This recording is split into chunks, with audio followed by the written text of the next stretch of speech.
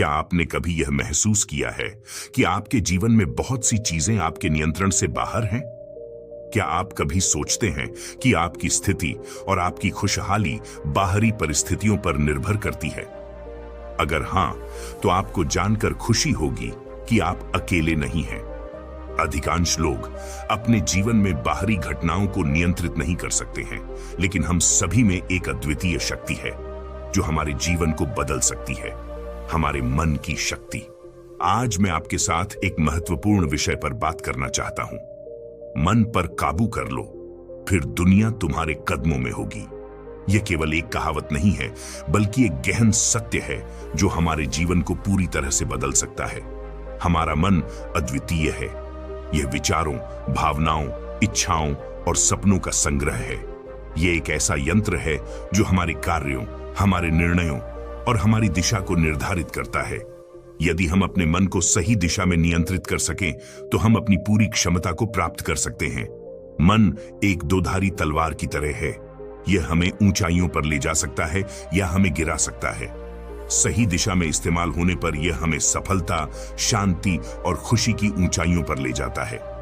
लेकिन यदि यह नकारात्मक विचारों और भावनाओं से भर जाता है, तो यह हमें अवसाद, चिंता और असफलता की गहराइयों में धकेल सकता है। पहला कदम है अपने विचारों की पहचान करना। हमारे मन में हर दिन हजारों विचार आते हैं, जिनमें से अधिकांश अनजाने में होते हैं। हमें उन्हें पहचानने की आवश्यकता है। जो विचार हमें आगे बढ़ने से रोकते हैं, उन्हें पहचानकर उन्हें सकारात्मक विचारों से बदलने की जरूरत है।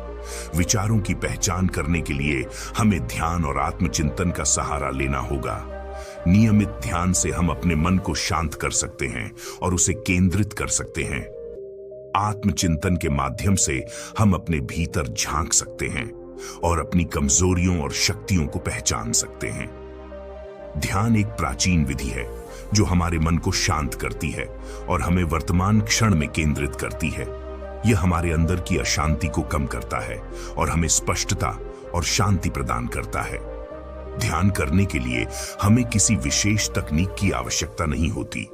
यह केवल कुछ समय के लिए अपनी सांसों पर ध्यान केंद्रित करने और अपने विचारों को बिना किसी निर्णय के देखने का कार्य है। आत्मचिंतन के माध्यम से हम अपने जीवन के विभिन्न पहलुओं पर विचार कर सकते हैं। यह हमें अपनी गलतियों से सीखने और अपनी कमजोरियों पर काम करने का अवसर देता है। आत्मचिंतन से हम अपनी सच्चाई को स्वीकार कर सकते हैं और अपने आप को बेहतर बना सकते हैं। आत्मनियंत्रण का मतलब है कि हम अपनी इच्छाओं और भावनाओं पर काबू पा सकें। यह आसान नहीं है, लेकिन यह संभव है।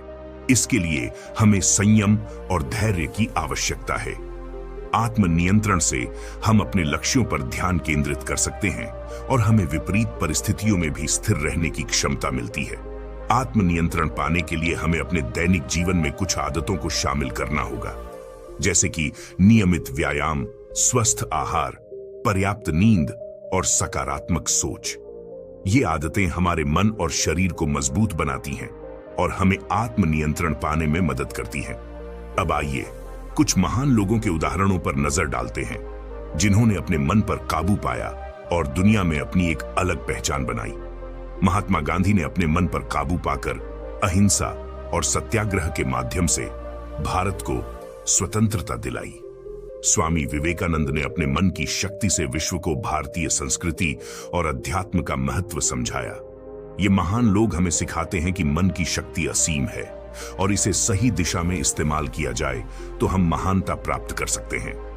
मन पर काबू पाने के लिए कुछ सरल कदम हैं, जिन्हें हम अपने दैनिक जीवन में अपना सकते हैं।